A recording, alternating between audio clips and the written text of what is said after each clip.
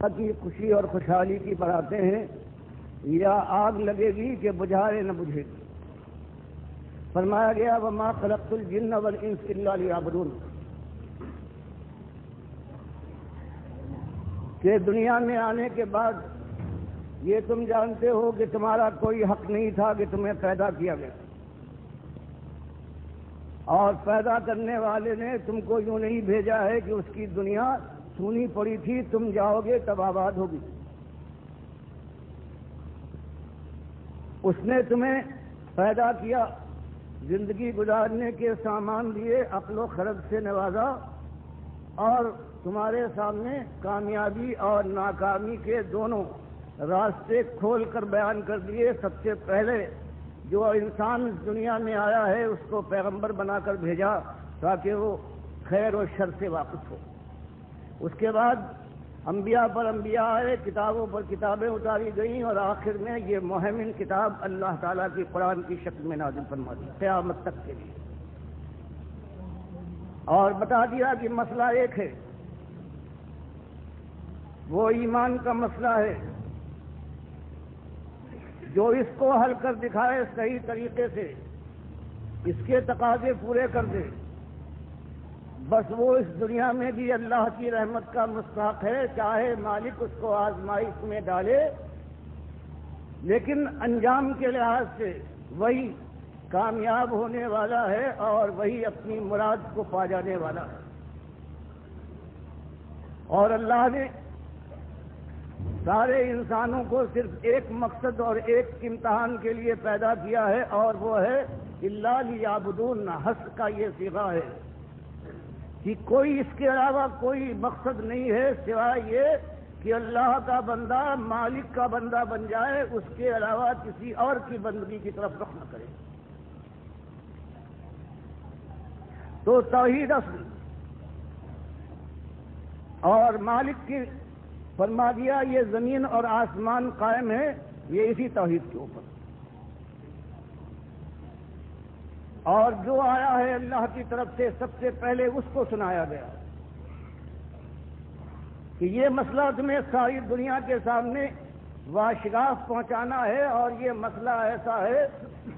کہ اس راستے میں آپ کے سمندر حائل ہوتے ہیں، خارزار وادیاں ہیں، قیامتیں ٹوٹ کر برسیں گی آشوب پر آشوب، اس دنیا میں رونما ہوں گے، لیکن کام یہی ہے۔ فرمایا وما ارسلنا من قبلک من رسول الا نوحی الیہ انہ لا الہ الا انا فاعبدون، کہ اسی مسئلے کو ہم نے سارے پیغمبروں کے ذریعے سے ان کی امتوں کو پہنچانے کے لیے ان پر وہی اے نبی صلی اللہ علیہ وسلم آپ سے پہلے جتنے رسول آئے سب کے اوپر ہم نے یہی وحی کی کہ مسئلہ ایک ہے، آزمائش اور امتحان ایک ہے، اور اسی کے اوپر فیصلہ ہوگا آپ کا اور جنت کی بہاروں کا۔ وہ یہ ہے کہ لا الہ الا انا، کہ مالک نے فرمایا سمجھ لو کہ الہ میرے علاوہ کوئی اور نہیں ہے، اکیلا میں ایک الہ ہوں، میں ایک معبود سارے عبد ہے، میں خالق ساری کائنات مخلوق، میں رب ہوں اور یہ سارے میرے مربوب ہیں۔ تو یہ پیغمبر سب سے پہلے تمہیں اپنے ایک معبود کو، ایک خالق اور مالک کو، ایک الہ کو اپنا الہ مان کر اپنی گردن اس کے سامنے جھکا کر ثابت کرنا ہوگا کہ صحیح معنوں میں تم اس کے غلام ہو، اور اس کی غلامی کے علاوہ کسی اور فلادے کو برداشت نہیں کر سکتے۔ تو یہ مسئلہ پورے قرآن کا ایک مسئلہ ہے۔ کبھی اس انداز سے، کبھی یہ کہ انسانیت جب بھول جاتی ہے، جب ایمان کا مقام اس کے اندر باقی نہیں رہتا اور یہ دنیا ہے چھا جاتی ہے، جب معیار بدل جاتے ہیں، جب ایمان پیراہن بن جاتا ہے کہ جس انداز سے انسان چاہے اسے پہنے اور جب چاہے اتار پھینکے. فرمایا جب کبھی ہماری رحمت جوش میں آئی ہے اور مشیت کا تقاضا ہوا ہے تو ہم نے انسانیت کو سمجھانے کے لیے جس کو بھیجا ہے اس نے یہی ایک ایمان کا مسئلہ اٹھایا ہے کہ بھائیوں ایک مسئلہ حل کر لو پھر تمہارے 1000 مسائل ہے چٹکیوں میں حل ہو جائے گے. فرماتا ہے وَلَقَدْ بَعَثْنَا فِي كُلِّ أُمَّةٍ رَسُولًا أَنِ اعْبُدُوا اللَّهَ وَاجْتَنِبُوا الطَّاغُوتَ. ارشاد فرمایا گیا کہ ایک ہی مسئلہ ہے اور ہم نے جب کبھی جس قوم کے اندر وہ آزاد اور سرخوش اور دیوانی بن گئی ہو اپنی دنیاوی جوش کے اندر جیسے قوم عاد تھی یا قوم ثمود تھی یا کوئی غلامی میں جکڑی ہوئی قوم ہو جیسے بنو اسرائیل کے لوگ تھے یا عرب کے ریگزاروں میں بسنے والی ایک ایسی قوم ہو کہ جس کے معاش کے اوپر ہر وقت بجلیاں تڑپتی یا مرغزار ہوں شام اور فلسطین کے یا بابل اور نینوا کے ہر جگہ ایک ہی مسئلہ کہ انسانیت کو باخبر کیا گیا ہے کہ ایک مسئلہ ہے تمہارے ایمان کا کہ اللہ کے غلام بن کر مالک کو اپنا ایک ملجا اور ماوا مالک کو رب اپنے پروردگار کو الہ اس کو معبود مانو اور اس کو الوہاب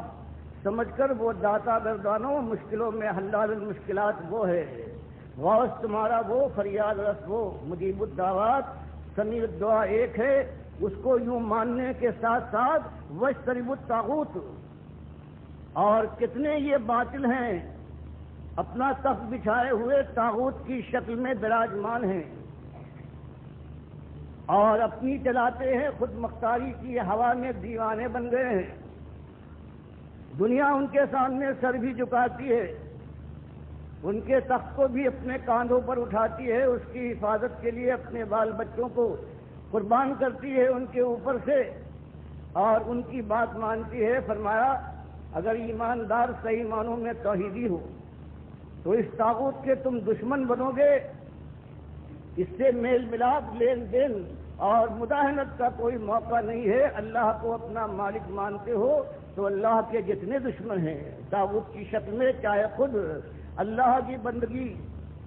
کی طرح سے اپنی بندگی کی طرف بلائیں مالک کی کبریائی کی چادر پر ہاتھ ڈال کر خود اوڑھنا چاہیں یا کسی اور کو وہ چادر اوڑھانا چاہیں فرمایا یہ سارے طاغوت ہیں ان کے دشمن بن کر اٹھو گے. یہ بات مکے کی آیات میں آ رہی ہے. سورہ بقرہ پہلی سورت نازل ہوئی ہے اس میں اور دوسرے انداز سے اور سختی کے ساتھ من یکفر بالطاغوت ویؤمن باللہ فقد استمسک بالعروۃ الوثقی لا انفصام لها. اب انداز میں ایک اور تیکھا پن آ گیا کہ اللہ کے بندو 13 سال تم میں سے کتنے ہیں کہ اللہ کی راہ میں ان کو آزمایا گیا ہے بلائے حسن کے ساتھ اور پھر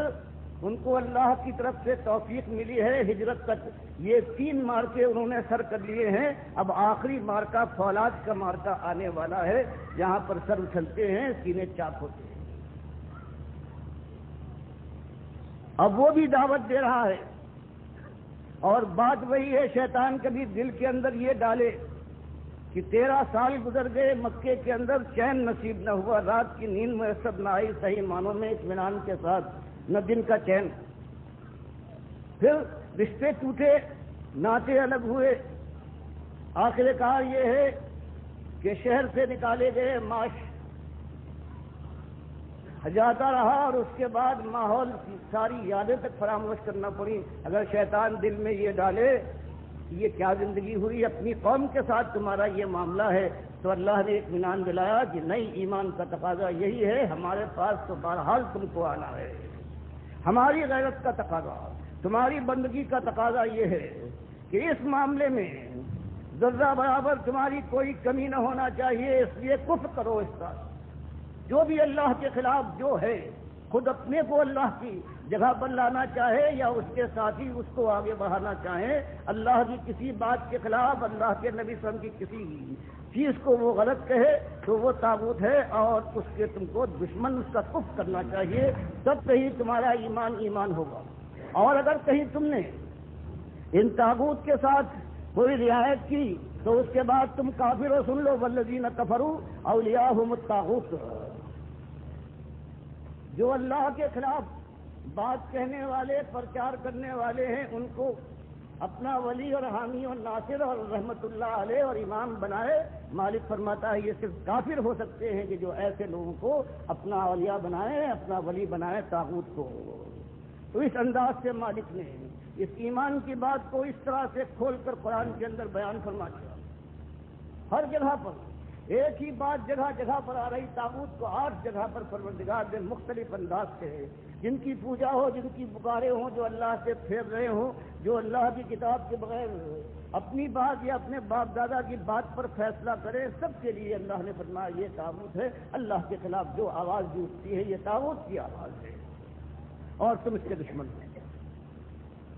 اور اسی ایمان کے مسئلے کو اللہ تعالیٰ نے پورے قرآن میں بیان فرمایا کہ جو آتا ہے ہماری طرف سے وہ ایک ہی بات اٹھاتا ہے کہ تمہارے 1000 مسائل صحیح، لیکن اصلی مسئلہ یہ ہے کہ بندگی کے اس رشتے کو جس کے اندر لوچ پیدا ہو گیا ہے یا تم نے کاٹ لیا ہے اپنے مالک سے، اس کو جوڑو۔ اس لیے جو آتا ہے یہی ایک بات کہتا ہے کہ یا قومی عبد اللہ ما لکم من الہ غیرہ، ایک ہی مسئلہ اٹھاتا ہے۔ قرآن لگاتار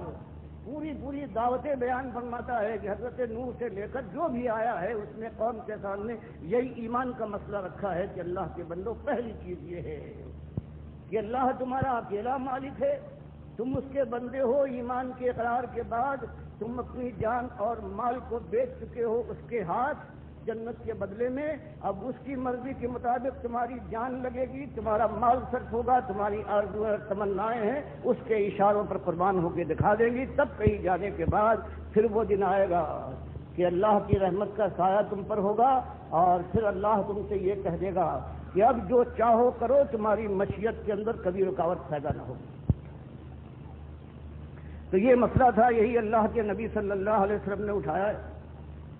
1000 مسائل تھے اللہ کے نبی صلی اللہ علیہ وسلم کی قوم کے اندر۔ سب سے بڑا مسئلہ معاش کا تھا۔ اگر قوم کو ساتھ لے کر جمہوریت کا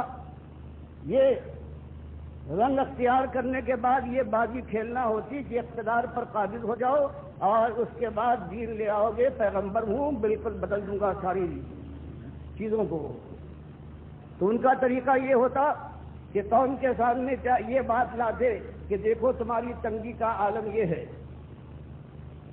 تمہارے پاس زمین کتنی ہے کہ زمین تمہارے لیے غلہ یا اناج پیدا کر سکے، پانی کی یہ کمی ہے، کھانا بدوشی کی زندگی اختیار کرنا پڑ رہی ہے، مجبور ہو،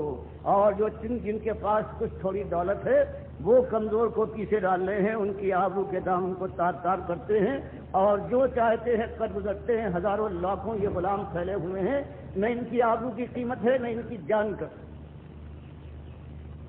اور پھر سیاست کا رنگ دکھاتے کہ تم اپنے ملک کی حالت نہیں دیکھتے، کیسے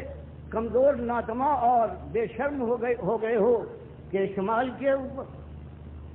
3 معبودوں کے پوجنے والوں کا راج ہے، عیسائیوں نے تمہارے اپنے ملک کا حصہ ہتھیا لیا ہے۔ جنوب کے اندر یونان، یمن کے اندر حبشی عیسائیوں کی حکومت ہے، اور اسی طرح سے مشرق کے علاقے پر، بحرین کے علاقے پر یہ کسرا ہے، یہ دندنا رہا ہے، اس نے قبضہ کر لیا ہے۔ شرم کرو اور میرے ساتھ آؤ، آزادی بھی، ملک کی آزادی بھی ہے، معاشی تنگی بھی دور ہوگی۔ کوئی مسئلہ اٹھاتے قوم ان کے گرد جمع ہو کر اور اپنی جانوں کا قلعہ بنائے، لیکن اللہ کے حکم سے آپ جانتے تھے کہ مسئلہ ایک ہی ہے، ایمان کا مسئلہ اس دنیا میں سارے مسائل کو اسی ذریعے سے حل کیا جا سکتا ہے، اور اصلی مسئلہ ہے جہنم کی آگ سے بچنے کا، وہ اسی انداز سے حل ہو سکتا ہے۔ اسی لیے آپ نے اس بات کو اٹھایا ہے، اللہ نے جب حکم دیا ہے تو یہی مسئلہ اٹھا ہے، اور پہلے ہی دن جب اس کو عام کیا گیا ہے تو خود اپنا چچا ہے وہ سننے کے بعد کہتا ہے تبن لگا سائر یوم، کہ تم نے سارا دن خراب کر دیا، تیرے ہاتھ ٹوٹ جائے اپنے اس بھتیجے سے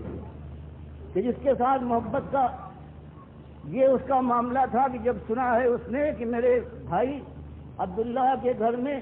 لڑکا پیدا ہوا ہے، حضرت سویبیہ کو اس خوشی میں آزاد کر دیا ہے، کہ تو اس کا یہ حال ہے کہ یہ مسئلہ جب ان کے سامنے آیا ہے وہ چیخ پڑا ہے۔ اور پھر منیب عدوی رضی اللہ تعالیٰ عنہ اپنا واقعہ بیان کرتے ہیں، بخاری تاریخ کبیر میں لائے ہیں کہ پھر جاہلیت کے زمانے میں جب میں ایمان نہیں لایا تھا، مکے جانا ہوا تو میں نے دیکھا کہ ایک صاحب ہیں، وہ یہ کہہ رہے ہیں قولوا لا الہ الا اللہ تفلحوا، کہ لوگوں ایک مالک کو اپنا مالک مان کر اعلان کر دو تو فلاح تمہارے گھر کی چاکری کرے، تم ہی کامیاب ہو گئے اس دنیا میں بھی، اور اس کے بعد جو زندگی آنے والی ہے، کہتے اس کے بعد میں نے دیکھا کہ قوم کے لوگ کوئی بہا ہے جس نے تھوکا ہے آپ کے اوپر حقارت سے، کوئی ایسا ہے جس نے زمین سے خاک اٹھا کر آپ پر پھینکی ہے، اور کوئی ہے جو گالیاں دیتا رہا ہے یہاں تک کہ دوپہر ہو گئی۔ اتنے میں ایک لڑکی آئی ہے بڑا برتن لے کر پانی کا، اور اس نے اس گندگی کو صاف کرنے کی کوشش کی ہے، تو یہ صاحب کہنے لگے کہ بیٹی غم نہ کرنا، مایوس نہ ہونا، تیرے باپ کو اللہ مغلوب نہ کرے گا اور اکیلا نہ چھوڑے گا۔ کہتے میں نے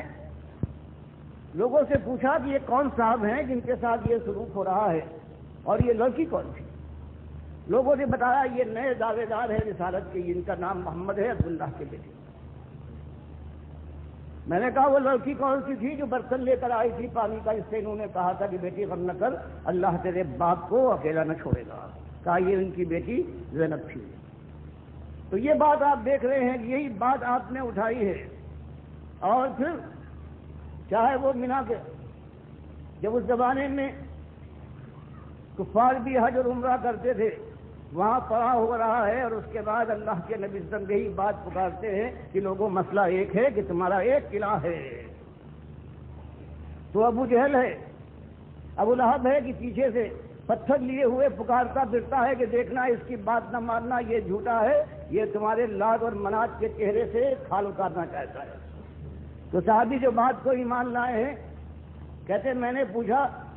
یہ کون صاحب ہیں جو یہ بات کہہ رہے ہیں؟ انہوں نے بتایا کہ یہ محمد ہے، عبداللہ کے بیٹے، انہوں نے رسالت کا دعویٰ کیا ہے۔ میں نے کہا یہ جو سرخ انگارہ بنا ہوا پیچھے جا رہا ہے یہ کون ہے؟ کہا یہ ان کا چچا ہے ابو لہب۔ تو یہ مسئلہ ہوتا ہے کہ ہر جگہ کئی بلال رضی اللہ تعالیٰ عنہ کے ساتھ سلوک ہو رہا ہے، کبھی خباب ابن عرب رضی اللہ تعالیٰ عنہ کو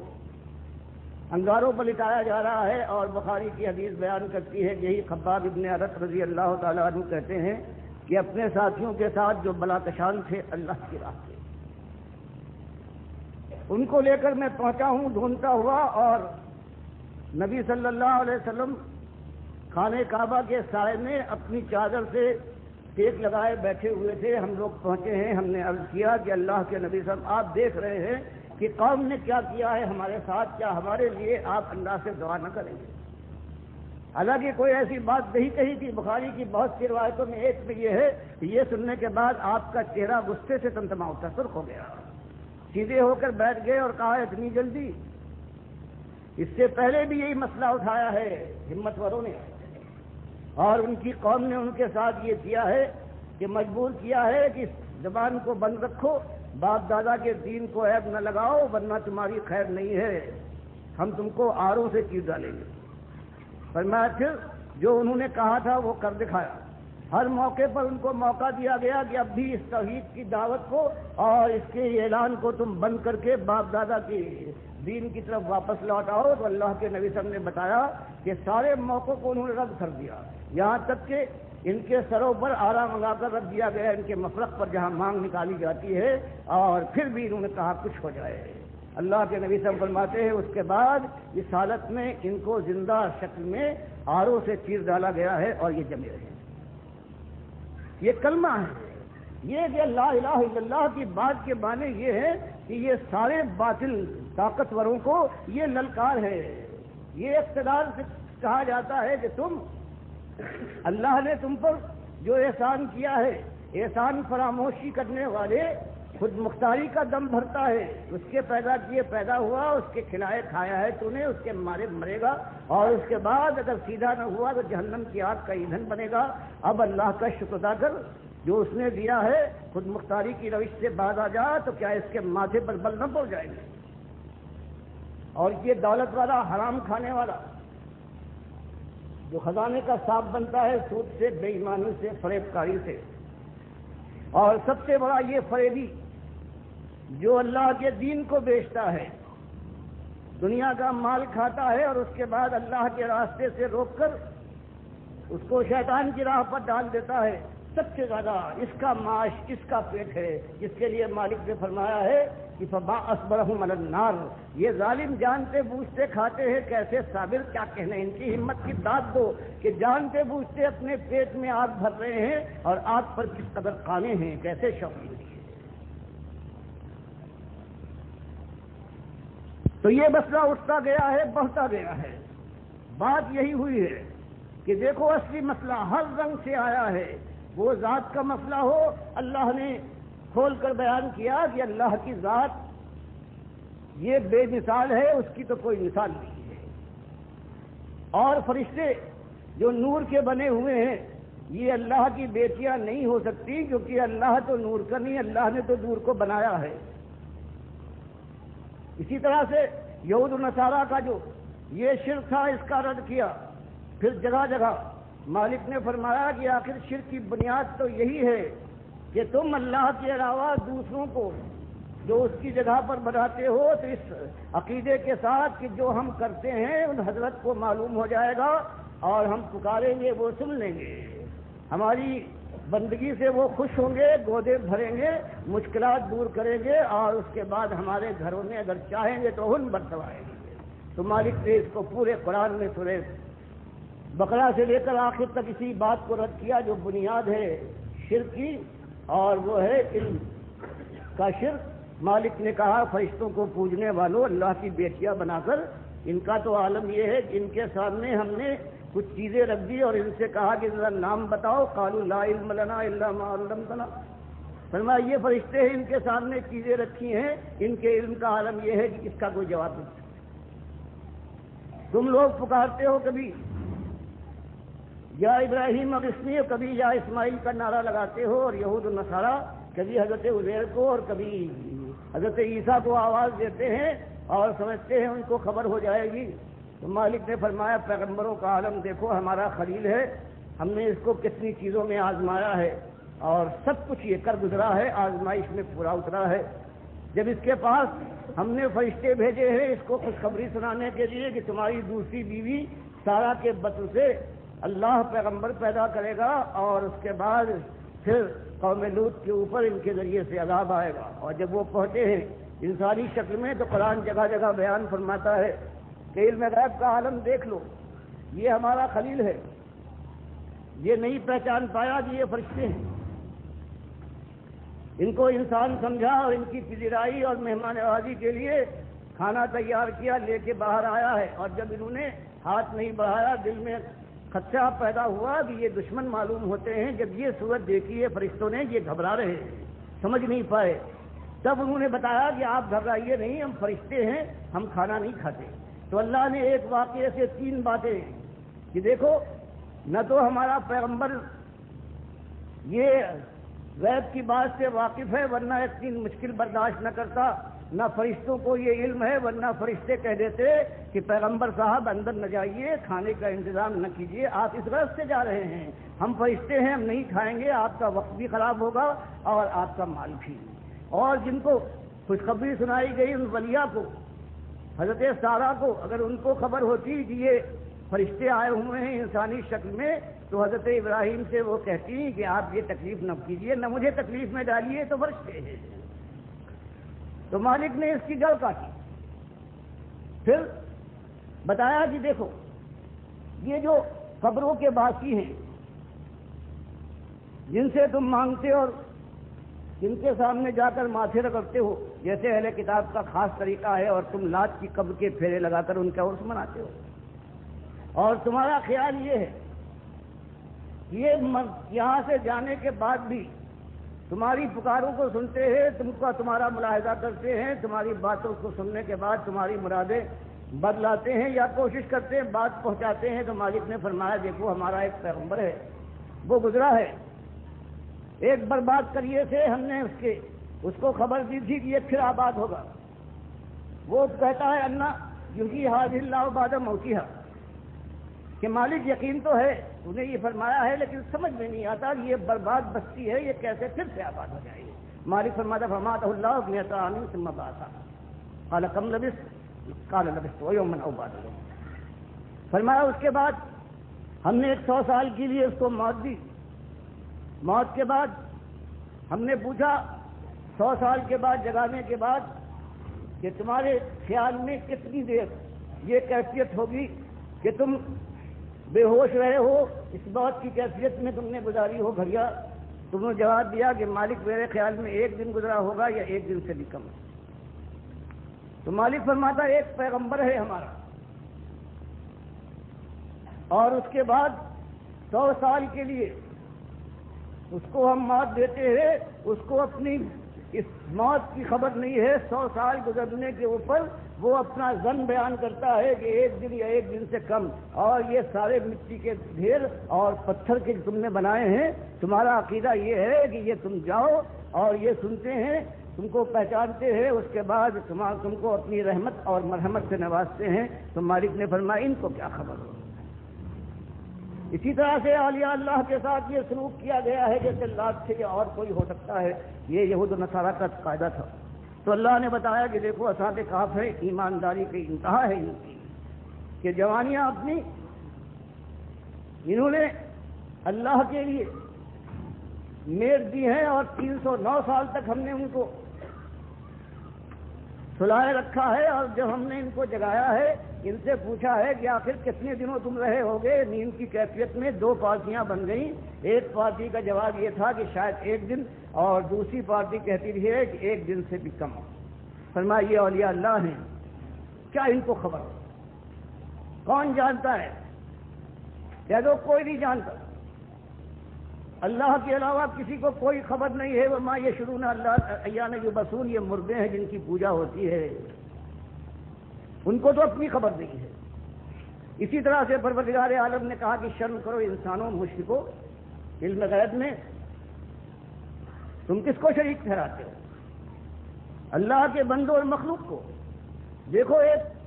ہمارا اتنا بڑا پیغمبر ہے سلیمان کہ اس کی دعا بھی ہے، اور ہم نے دنیا کے لحاظ سے اتنی بڑی بادشاہی کسی کو نہیں دی۔ وہ جب جائزہ لیتا ہے اور پرندوں کی فوج میں اس کو ہدہد نظر نہیں آتا تو وہ نہیں جانتا ہے کہ بات کیا ہوئی۔ وہ کہتا ہے کہ اگر حدود آنے کے بعد کوئی عذر پیش نہ کر پایا تو اس کو سزا دوں گا یا ذبح کر دوں گا۔ اور حدود جب آتا ہے وہ ایک پرندہ ہے، وہ آتا ہے اور وہ کہتا ہے کہ بادشاہ سلامت،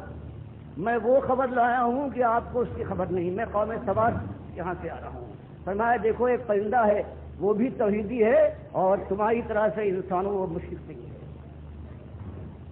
وہ کہتا ہے اتنے بڑے، جانتا ہے اتنی بڑی طاقت کا مالک یہ ہمارا آقا ہے، لیکن اس کو بھی علم نہیں۔ فرمایا جب اللہ فرماتا ہے سورہ نمل میں کہ چونٹی ہے تم سے زیادہ، انسانوں مشرکوں تمہارے مقابلے میں یہ توحیدی ہے کہ جب حضرت سلیمان کا لشکر ایک وادی نمل میں گزر رہا تھا تو ایک چونٹی نے آواز لگائی کہ بھائیوں اور بہنوں اپنے اپنے بلوں میں جا کر حفاظت سے چھپ جاؤ، ورنہ ممکن ہے کہ سلیمان اور ان کا لشکر تمہیں اپنے پیروں سے کچل ڈالے اور ان کو خبر بھی نہ ہو۔ صرف ایک ہی چیز رہ گئی تھی اور جن کو پوجا گیا ہے وہ جن ہیں۔ پروردگار نے سورہ سبا میں وہ بات بھی کھول کر ڈال دی کہ حضرت سلیمان بیدار لے رہے ہیں جنوں سے، اور جن یہ سمجھتے ہیں کہ ڈنڈے کے سہارے جو کھڑے یا بیٹھے ہوئے ہیں تو یہ جاگ رہے ہیں، نگرانی کر رہے ہیں، یہاں تک کہ اللہ نے ان کو اسی حالت میں موت دے دی، اور پھر کچھ مدت کے بعد دیمک کے کیڑے نے جب ان کے ڈنڈے کو کھایا ہے اور وہ کمزور ہو کر ٹوٹ کر گرا ہے، اور حضرت سلیمان دھرام سے زمین پر آئے ہیں، اور جنہوں نے یہ دیکھ کر کہا کہ افسوس یہ تو کب کے مر چکے، اگر ہمیں یہ خبر ہوتی تو ہم ذلت کی بیدار کے اندر اس طرح سے مبتلا نہ ہوتے، تو پروردگار عالم نے اس چیز کو جڑ کاٹ دی ہے کہ اب اللہ کے علاوہ کون ہے جس کو پکارو، کس کی نظر نیاز کرو، کس کے سامنے جھکو، کس سے دعائیں ہوں، اس طرح سے۔ اور اسی چیز کو بدقسمتی سے امت مسلمہ کے اندر جا کر پھر واپس لے آیا گیا ہے۔ کئی صوفیت کا نظریہ یہ آیا ہے کہ جو پیر ہے وہ اپنے مرید کی ایک ایک بات سے واقف ہوتا ہے، یہاں تک کہ اگر اس کی خوابگاہ میں ایک چارپائی خالی ہے تو سمجھ لو کہ پیر صاحب اپنی مرید کی خوابگاہوں کے اندر بھی جانے کے بعد اس خوابگاہ کی عصمت کو بھی برباد کر دیتے ہیں۔ ان کو بھی یہ عقیدہ بنایا گیا، صوفیت کے ذریعے سے آیا، اور سب اللہ کی ذات کے ٹکڑے بنا دیے گئے وحدت الوجود کے نظریے کے ذریعے سے، اور جو ان کے بنانے والے تھے وہ رحمت اللہ علیہ کہلائے۔ ان کی پکاریں ہوئیں، ان کے کعبے نقلی بنائے گئے، ان کا حج ہونے لگا اور اس کے نام سے ان کا نام ہوا۔ کسی کو کہا یہ داتا اور وہاب ہے، دینے والا ہے، گودے بھرتا ہے۔ کوئی غوث کہلایا، کوئی مشکل کشا کے نام سے پکارا گیا۔ کسی کے سامنے جب عیسائی ہوئی کسی کی چوکھٹ کو چوما گیا، اور کسی کے دن منائے گئے، اٹھتے بیٹھتے یا رسول کے نعرے لگ گئے۔ مسجدوں تک میں بھی جو اللہ کے لیے مخصوص ہونی چاہیے، اللہ فرماتا ہے وَأَنَّ الْمَسَاجِدَ لِلَّهِ فَلَا تَدْعُوا مَعَ اللَّهِ أَحَدًا، ظالم مشرکو، سب سے بڑی نشانی شرک کی یہی غیر اللہ کی پکارے ہیں۔ ہر جہاں تو پکارتے ہو، خانہ کعبہ کے اندر آنے کے بعد بھی تم یہاں لات اور منات اور حضرت ابراہیم اور اسماعیل کو آواز دیتے ہو، ظالم۔ آج یہ امت مسلمہ اسی چیز سے، آج دیکھیے ان مسجدوں میں، ان دکانوں میں، ان مدرسوں کے اندر، یہ جو حکومت کے دفاتر ہیں ان کے اندر ہر جگہ یا اللہ کے ساتھ یا محمد کی پکارے ہیں، اور اللہ کو ایک ایک گام کے اوپر سب و شتم کیا جا رہا ہے۔ اور ان کی پشت پناہی کرنے والے کون ہیں؟ یہی جس کے لیے مالک نے فرمایا ہے احبار اور رہبان، یہی وہ لوگ ہیں۔ انہوں نے مل کر مارا ہے امت کو۔ اگر رہبان نے یہ شرک کا وہ نظریہ دیا کہ وحدت الوجود کا نظریہ کہ ہر چیز ہے، چاہے وہ بہتا ہوا گندگی کا ڈھیر ہو جو کہیں رکھا ہوا ہے، یا نجاست جو بہ رہی ہے، وہ بھی اس کا ایک ایک جز ہے، وہ اللہ کی ذات کا ٹکڑا ہے۔ تو اب شرک کے کارخانے ایسے کھول دیے کہ ایک چیز کو، ایک بال کو اگر 10 لاکھ حصوں میں تقسیم کیا جائے تو یہ 10 لاکھ حصے ہیں، یہ اللہ کی ذات کے ٹکڑے ہو گئے، اور ذات کی انتہا یہی کیا کم تھا۔ ادھر انہوں نے ذات کا یہ انداز شرک اختیار کیا، یہاں یہ جو علماء کہلاتے ہیں، یہ احباب نے یہاں یہ کہہ دیا کہ اللہ نور کا ہے اور اللہ کے نبی صلی اللہ علیہ وسلم اسی نور کا ٹکڑا ہے۔ ذات کا شرک براہ راست، بجائے اس کے کہ اہل کتاب یہود و نصارا کے وہ واسطہ دیتے کہ یہ بیٹے ہیں، نسخے کا واسطہ دیتے ہیں، اس مسلمان امت کے بڑوں نے یہ کیا ہے کہ اپنے جوش محبت میں اللہ کو برا بھلا کہنے کے ساتھ ساتھ اللہ کے نبی صلی اللہ علیہ وسلم سے یہ ظلم کیا ہے کہ ان کو اللہ کے ساتھ شریک ٹھہرا دیا، اللہ کی ذات کا ٹکڑا بنا دیا۔ اور اس کے بعد اللہ کے نبی صلی اللہ علیہ وسلم نے اپنی وفات کے زمانے میں جو ایک چیز شرک کی جو اصلی جڑ بنتی ہے اہل کتاب امتوں کے اندر، اسی کے ذریعے سے شرک گھستا ہے، اور وہ یہی تھا کہ کہیں حضرت جندب روایت کرتے ہیں مسلم کی کہ 5 دن پہلے آپ نے وفات سے یہ کہا تھا کہ الا من کان قبلکم کانوا یتخذون قبور انبیائہم وصالحیہم مساجدا، کہ دیکھو تم سے پہلے جو اہل کتاب امتیں گزری ہے ان کے اندر شرک آیا ہے، مسجدوں یہ قبروں کے ذریعے سے انہوں نے سجدہ گاہ بنا لیا ہے، ان کی پوجا کی ہے، ان کے عرس اور دن منائے ہیں، ان کی قبریں آراستہ کی ہیں۔ میں تم کو منع کرتا ہوں تم یہ کام نہ کرنا۔ یہ آپ نے پوری طرح سے ڈرا دیا، اور عائشہ فرماتی ہے اس کیفیت کے اندر کہ بیماری کا زور ہے، کبھی چادر آپ منہ پر ڈالتے ہیں اور کبھی اسے اٹھار پھینکتے ہیں۔ اس زمانے میں آپ کی زبان کے اوپر یہی بات ہے کہ لعن اللہ الیہود النصارى اتخذوا قبور انبیائہم مساجدا، لعنت ہو یہود و نصارہ پر، انہوں نے اپنے انبیاء کی قبروں پر تو سجدہ گاہ بنا لیا ہے۔ اسی لیے نبی صلی اللہ علیہ وسلم نے فرمایا کہ قبر پکی نہ کرنا، اس کے اوپر کوئی عمارت نہ ہو اور یہاں پر مجاور بن کر نہ بیٹھنا۔ اب یہ شیطان پریشان تھا کہ کیا کرے، اور اس کو موقع مل گیا ایک مشہور ذات سے۔ اس نے پہلا حملہ کیا حضرت عمر کے اوپر کہ جوش کے اندر یہ آ کر، اور اب کبھی ان سے یہ بات نہیں ہوئی ہے، اب یہ کہنے پر ہی اتر آئے ہیں کہ جس نے یہ کہا کہ اللہ کے نبی صلی اللہ علیہ وسلم کو وفات مل گئی، میں اس کا سر اڑا دوں گا گردن سے۔ ابو بکر رضی اللہ تعالیٰ عنہ کے خطبے سے یہ کیفیت ختم ہوئی اور سارے لوگ ہوش میں آ گئے۔ اب 200 سال تک اس نے انتظار کیا اور کوششیں کی، وحدت الوجود کا نظریہ تو آ گیا، لیکن بہرحال قرآن اور حدیث ابھی موجود تھے۔ اب اس کا توڑ کرنا اس کے لیے ضروری ہوا، اور اس نے اوروں کو چھاٹا۔ اس میں امام احمد اس کی آنکھ پر چڑھ گئے، اور ان کی شہرت کا یہ عالم تھا کہ 220 میں ہجری میں جو انہوں نے خلق قرآن کے مسئلے کے خلاف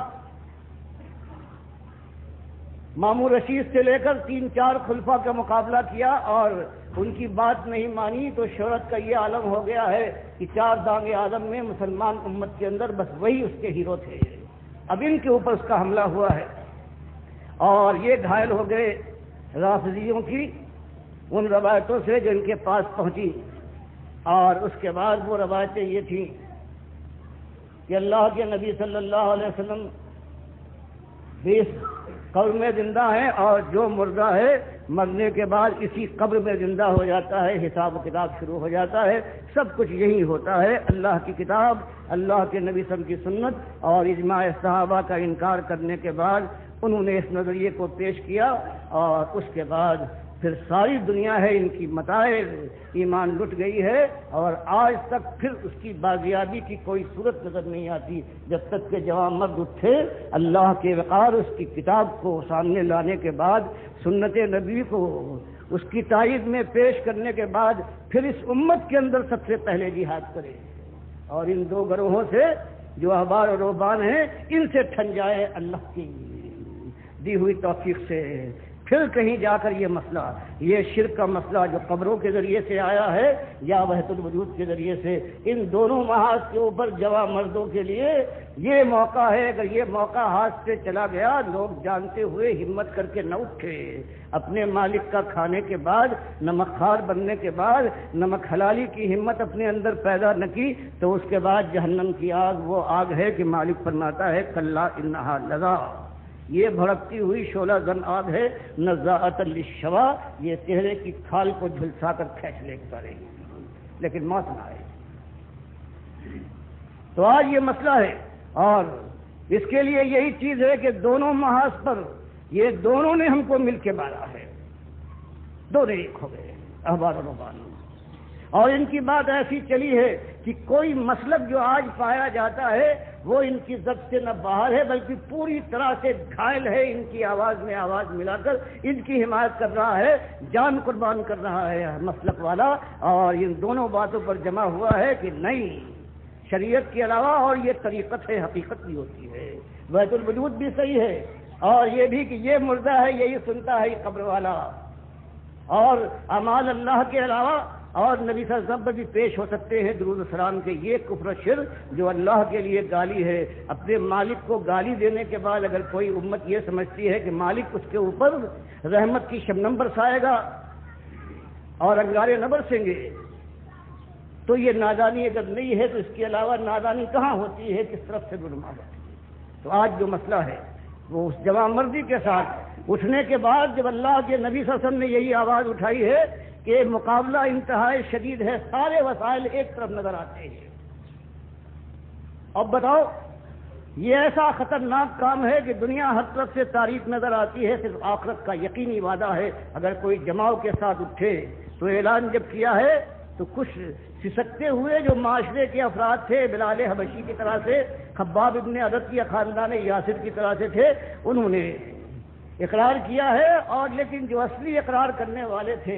وہ خانوادے قریش کے جواں مرد، جواں سال لوگ تھے، گرم و سیال خون والے، جن کے لیے مالک نے قرآن میں فرمایا فما آمن لموسیٰ الا ذریۃ من قومہ، کہ جب موسیٰ علیہ السلام نے یہی بات اٹھائی ہے کہ فرعون کے مقابلے میں، مشرک کے مقابلے میں، طاغوت کے مقابلے میں کون میرا ساتھ دیتا ہے توحید کے راستے میں، تو مالک فرماتا ہے بڑے بڑے بنو اسرائیل کے حامی، دم بھرنے والے، بڑے بڑے بوڑھے، سفید داڑھیوں والے اور بہت کچھ سمجھے جانے والے، سب کی ہمتیں جواب دے گئی، سوائے چند جوان تھے ذریہ کی، انہوں نے کہا کہ اللہ کے راستے میں ہم آپ کے حامی و ناصر ہیں، گلے گلے پانی دیکھ لیں گے، کچھ کر جائے، اللہ ہمارا مالک ہے۔ تب مکے کی زمین سے پھر اللہ تعالیٰ کے بندے اٹھے ہیں، کہیں مصعب بن عمیر وہ شہزادہ اٹھا ہے کہ جس سے زیادہ آرام و آسائش میں، جاہلیت کی جوانی میں کوئی اور اس کی مثال نہیں ہے قریش مکہ کے شہزادوں میں۔ اور آج جو میں نے اس کا ذکر کرنا چاہتا ہوں وہ عتبہ ابن ربیعہ، جو قریش مکہ کا سردار بن کر آیا ہے بدر کی جنگ میں، اس کا مقام آپ پہچان سکتے ہیں کہ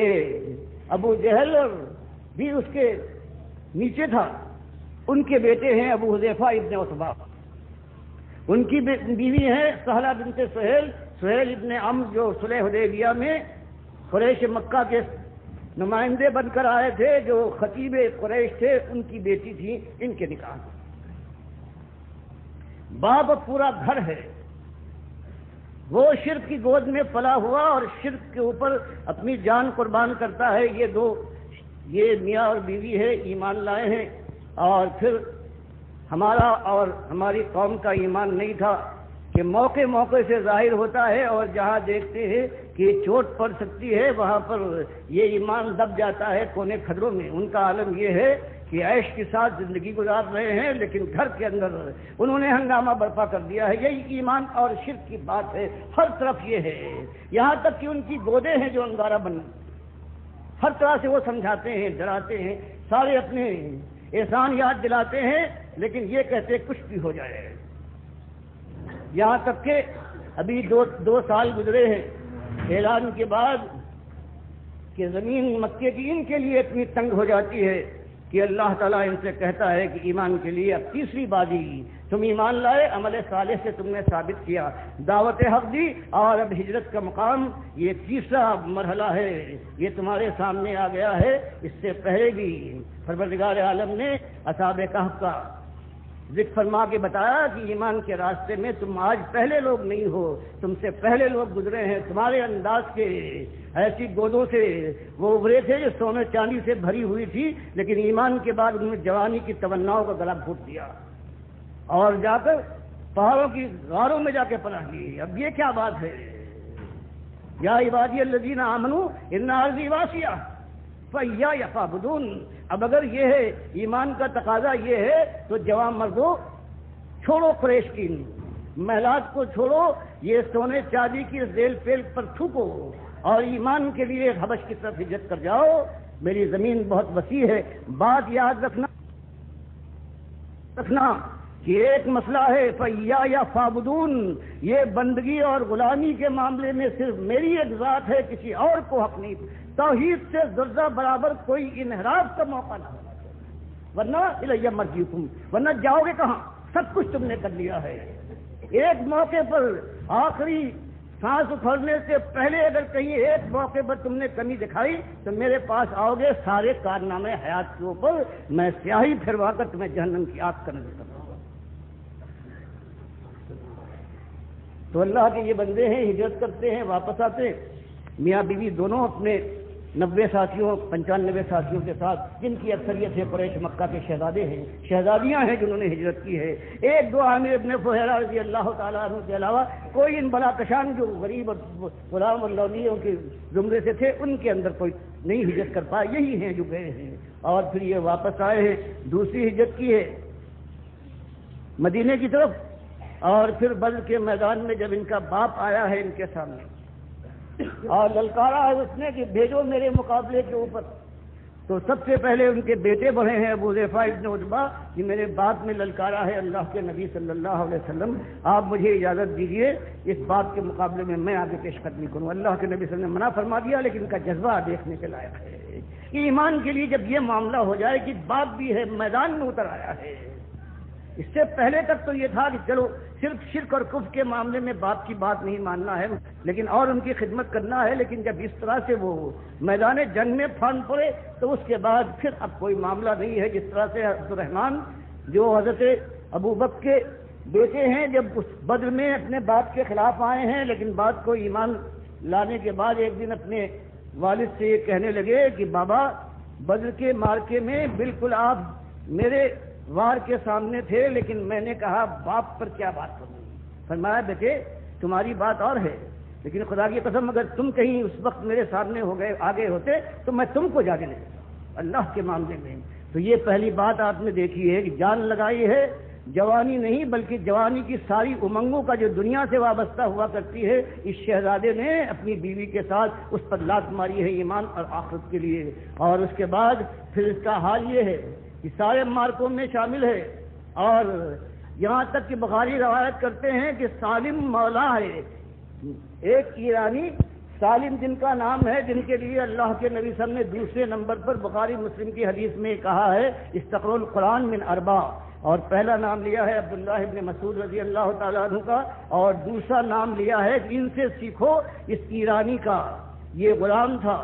اس کا نام سالم ہے مولا ابو حذیفہ۔ تو یہی ابو حذیفہ رضی اللہ تعالیٰ عنہ ہیں، ان کو اس کو تعلیم دی ہے اور تعلیم دینے کے بعد آزاد کیا ہے، اور پھر اس کی قرآن دانی کا یہ عالم ہے۔ اور بخاری روایت کرتے ہیں پھر اپنی بھتیجی کے ساتھ ایرانی آزاد کردہ غلام کی شادی کی ہے، قریش مکہ کا سردار کی اپنی بھتیجی کے ساتھ یہ کیا ہے۔ یہ ایمان جو تبدیلی پیدا کی تھی وہ ہے۔ اور پھر ابو داؤد وغیرہ کی روایت آتی ہے کہ جب یہ آیتیں اتری، جب محرمات کا ذکر ہوا تو سہلہ بنت سہیل رضی اللہ تعالیٰ عنہ نے جو ان کی اہلیہ محترمہ تھیں، انہوں نے آ کر اللہ کے نبی صلی اللہ علیہ وسلم سے اپنی ایک مشکل بیان کی کہ سالم میری گودوں کا پالا ہوا تھا، اور جو میرے شوہر ابو حذیفہ کا ان سے تعلق ہے یہ بھی آپ کو معلوم ہے، لیکن قرآن کی یہ آیتیں اتری ہیں اور سالم اس میں نہیں آتا جو میرے محرم ہیں۔ اب میرے شوہر جو دیکھتے ہیں تو ان کی آنکھوں میں میں تغیر پاتا ہوں کہ جب اللہ نے اس کو محرم نہیں بنایا ہے اور اللہ کے نبی صاحب میرا بچہ ہے، بالکل میں نے اس کو گودوں میں کھلایا ہے، اب کیا کروں، میرے دل پر ماں کی طرح سے مجھ پر ممتا کی چوٹ پڑ رہی ہے، میں کیا کروں۔ تب نبی صاحب نے ان کو ایک خاص حکم دیا ہے کہ ان کے دل سے اور اللہ کی جو بات کے اندر جو جوش آتا ہے ان کو اطمینان دلانے اور شان کرنے کے لیے تمہارے لیے خاص چیز ہے کہ اس جوانی کے عالم میں ان کو سالم کو دودھ پلا دو، اس طرح سے جو ان کا غصہ ہے وہ رفع ہو جائے گا۔ تو انہوں نے یہ کیا، اسی لیے ہر جگہ جہاں دودھ کا معاملہ ہوتا ہے اس میں ذکر کر دیتے یہ خصوصیت ہے کہ دودھ شریکہ وہ ہوتا ہے کہ جو اس زمانے میں دودھ پیے کہ جب دودھ پینے کا زمانہ ہوتا ہے، ان کا معاملہ بالکل الگ ہے۔ اور اس کے بعد آخری زمانہ کہاں گزرا ہے، یمامہ کی جنگ ہے نبی صلی اللہ علیہ وسلم کی وفات کے بعد حضرت ابوبکر کے زمانے میں، اور دونوں ابو حذیفہ ابن عتبہ رضی اللہ تعالیٰ عنہ اور ان کے یہ آزاد کردہ غلام اور داماد سالم مولا ابو حذیفہ ہے، یمامہ کی جنگ میں شریک ہیں، اور یہ مسلمہ کذاب کے ساتھی بنو حنفیہ اس قدر شدید جنگ کرتے ہیں جس سے پہلے کوئی مثال نہیں ہے کہ عرب کے اندر اتنی شدید جنگ نہیں ہو۔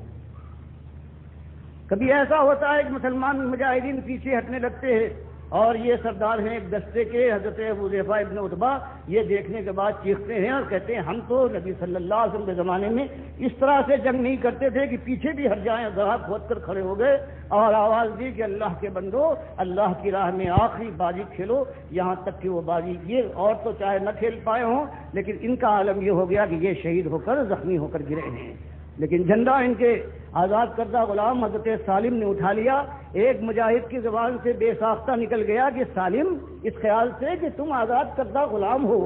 اس شدید جنگ کے اندر تم ہمارے سالار بنو، ابو حذیفہ بھی عتبہ کی جگہ پر تم سے ہمیں امیدیں کم ہیں، تم اس کے حامل ثابت نہیں ہو سکتے۔ یہ کہنا تھا کہ کس نرمی سے عین وقت پہ اس قدر شدید اعتراض کیا جا رہا ہے۔ وہ کہتے ہیں بھائی اگر میں اس جھنڈے کا حق نہ ادا کر پاؤں تو اس کے بعد اللہ کے نبی صاحب نے میرے متعلق تو کہا ہے میں حامل قرآن ہوں، اور حامل قرآن اور وہ کوئی کمزوری دکھا جائے. غرض جنگ ہوئی اور اللہ نے فتح دی ہے، مسلمہ کذاب مارا گیا ہے، اور خبر دی گئی ہے ان کو کہ سالم اللہ نے کامیابی دی. وحشی نے جو ان کے اوپر حضرت حمزہ کا جو الزام تھا شہادت کا، وہ آج اس کا بدلہ اتار دیا اور مسلمہ کذاب کو جہنم واسی کروا دیا ہے. خوش ہو جاؤ. انہوں نے پوچھا کہ میرے آقا کا کیا ہوا؟ جو زخمی ہو کر گرے تھے لوگوں نے کہا وہ شہید ہو گئے. پھر پوچھتے ہیں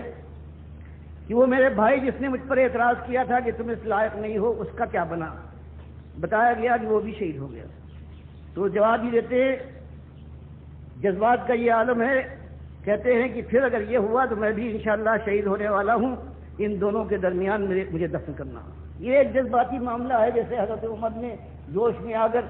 یہی جذبات پہ کہا کہ میری خواہش یہ ہے کہ نبی صلی اللہ علیہ وسلم کے ساتھ دفن ہوں، اور اس سے پہلے خواہش کر چکی تھی حضرت عائشہ، حالانکہ اس دن انہوں نے اثار کیا. تو یہ جذبات کے معاملے میں تو یہ ایک زندگی ہے، یہ زمانہ گزرا ہے اور تاریخ اس پر گواہ ہے کہ یہ ایمان کا دور گزرا ہے، توحید کا دور گزرا ہے، طاغوت کا دشمن دور گزرا ہے، اور شرک کے پیچھے جان اور مال کی قربانی دے کر اس کا قلع کما کرنے کے لیے وہ دور گزرا ہے. اسی ایمان کے لیے اسی قرآن نے رہنمائی کی ہے، اسی سنت نے راہ دکھائی ہے. جوان مردوں نے تلواروں کی چھاؤں کے اوپر اللہ کی راہ میں سبقت کی ہے، اور جب کوئی نیزہ ان کے سینے کو پار کر کے نکل گیا ہے تو انہوں نے آواز لگائی ہے خوشی سے بے قابو ہو کر کہ اللہ اکبر فزت ورب الکعبہ.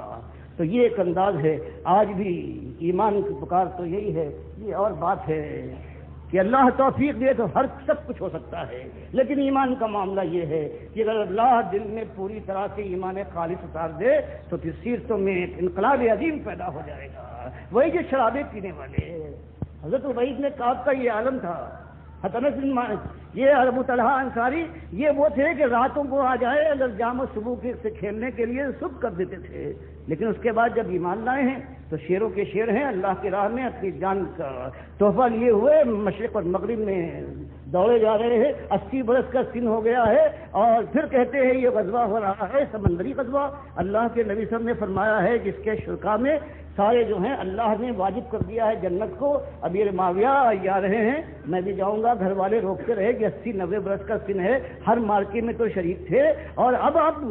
اس قابل بھی نہیں ہے. سب کو ڈانٹ ڈپٹ کر بدر و احد کا سرما ہے، اس کو کیا کوئی روک پاتا. جہاز کے اوپر سوار ہوئے ہیں اور راستے ہی میں اللہ کے نبی صلی اللہ علیہ وسلم نے فرمایا ہے اگر جہاد کے ارادے سے کوئی نکلے اور راستے میں بخار بھی آ جائے اور وفات پا جائے تو وہ شہید ہوگا. تو اس طرح سے آرزو ہے. ایک چیز ہے کہ دل میں یہ بات ٹھک جائے کہ کامیابی وہ کامیابی ہے کہ جو جہنم کی آگ سے بچ کر جنت میں اپنی جگہ بنا دے. اس کے علاوہ کوئی کامیابی نہیں، اور یہ حاصل ہوتی ہے ایمان خالص کے ساتھ. اس کی پہلی چیز ہے کہ توحید مانی جائے، شرک کے ساتھ بدترین دشمنی ہو، سنت کا جامہ پہن لیا جائے، ہر بدعت پر تھوکنا بھی گوارا نہ ہو، اور دنیا کی بجائے آخرت پر نگاہ کر جائے اور پکارا جائے کہ ہار و جیت کا دن آج نہیں، ہار و جیت کا دن آنے والا ہے. سب کہیں جانے کے بعد یہ ساری دنیا کی مشکلات ہیں اللہ کے دین کے خلاف سارے یکجا ہیں.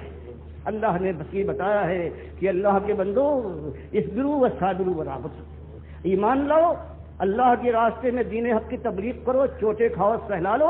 زخم ہو شیرانواد چاٹ جاؤ، پھر مل کے اللہ کی راہ میں للکارتے ہوئے باطل اور طاغوت کو آگے بڑھو، اور پروردگار تم پر رحمتوں کے سائے کرے گا، اور مالک تم کو اس دنیا میں بھی سرفراز کر کے تمہارے دل کی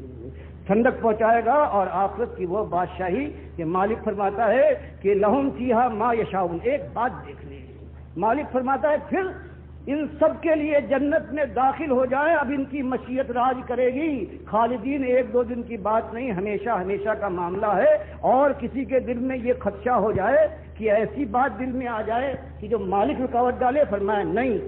کان علی ربک وعدا مسئولا، مالک تم سے وعدہ کرتا ہے کہ اگر کوئی تمہاری آرزو، تمہارا حکم، تمہاری مشیت جو تم چاہو نہ ہو تو مالک حق دیتا ہے کہ مالک کو وعدہ یاد دلاؤ کہ پروردگار تم نے یہ وعدہ کیا تھا اور وعدہ پورا نہیں ہوا. یہ تو یہ آ گیا جو چاہو گے. اور اس کے بعد سورہ قاف میں مالک اس سے بڑھ کر بیان فرماتا ہے کہ لہم فیہا وہاں لہم ما یشاؤون فیہا ولدینا مزید. فرمایا جو تمہاری مشیت ہو تو مل ہی جائے گا، اور جو تمہاری مشیت تمہارے ذہن و خیال میں نہ آئے وہ ہم اپنی طرف سے مزید دیں گے. اسی لیے اللہ کے نبی صلی اللہ علیہ وسلم نے فرمایا کہ مالک فرماتا ہے عادت العباد الصالحین ما لا عین رات ولا اذن سمعت ولا خطر علی قلب بشر، کہ اللہ فرماتا ہے میں نے اپنے جنتی بندوں کے لیے وہ کچھ تیار کر رکھا ہے جو کسی آنکھ نے دیکھا نہیں ہے، کان میں اس کی بھنک نہیں پڑی ہے، دل پر اس کے تصور کا سایہ نہیں پڑا ہے۔ اور نبی صاحب بخاری کی حدیث میں بیان فرماتے ہیں یہ وہ چیزیں ہیں، اللہ کے نبی صاحب فرماتے ہیں کہ جو قرآن و حدیث میں بیان ہو چکی ان کے علاوہ ہے۔ اب غور فرمائیے کیا انداز ہے، جو قرآن و حدیث میں وہ سب کے علاوہ یہ ہے وہ چیزیں اللہ سے تیار کر رکھی ہے آنکھوں کی ٹھنڈک کی شکل میں۔ تو یہ مسئلہ ہے، اور اس کے لیے اگر اس زندگی کو سفل کرنا ہے، اس زندگی کو کامیابی سے ملانا ہے تو ایمان کو سب سے پہلے تازہ کیجیے، اللہ کے سامنے پھر جھک جائیے، اور پھر اللہ کے راستے میں خوابگاہوں کو چھوڑنے کے بعد پھر اپنے بھائیوں کو آواز دیجیے، دین حق کی ایک ایک بات کو سامنے لائیے، اور باطل کے ایک ایک رت کو برہنا کر کے اس پر چرچے لگائیے، پھر دعوت حق پھر کھلی توحید کی دعوت اور